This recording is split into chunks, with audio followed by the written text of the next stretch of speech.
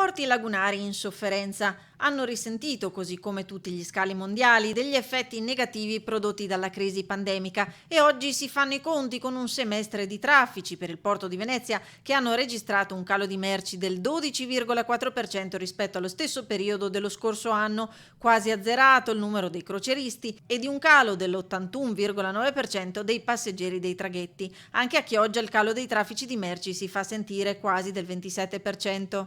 Noi siamo tra i sistemi portuali italiani quelli che ha perso meno in questo semestre. Noi abbiamo una perdita di circa 12-13% a seconda dei settori, la stragrande maggioranza dei porti italiani ha perso oltre il 20%, quindi per carità di Dio non si sta benissimo, però abbiamo dimostrato, ed è una delle cose che io dico sempre, la grande resilienza dell'avere un porto che è commerciale, industriale, passeggeri, ro-ro. Si resiste meglio e si riparte in maniera più dinamica il concetto. L'obiettivo dei porti lagunari è vincere sul fronte dell'accessibilità nautica e degli scavi se si immagina di renderli competitivi con gli altri attori internazionali.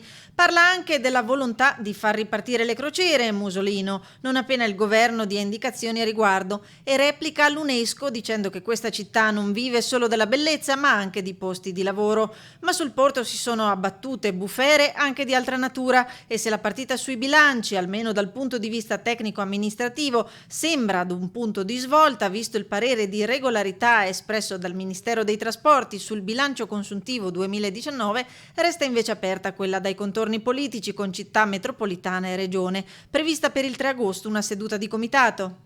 Abbiamo avuto l'ispezione è culminata con un passaggio del gabinetto del ministro, il quale ha certificato, l'avete visto, è stato comunicato, l'assoluta regolarità e ineccepibilità sotto il profilo tecnico, formale e amministrativo delle procedure. Signori, io mi sento di avere sia come essere umano che come professionista che come amministratore pubblico la coscienza a posto. Risponde con la serenità, dice, di chi ha fatto bene il suo mestiere ed è stato certificato, e a chi gli chiede se risulti scomodo a qualcuno preferisce parlare al contrario di chi lo sostiene. La frase che ho sentito di più ultimamente da persone che assolutamente non conosco è: mi raccomando, non muoio.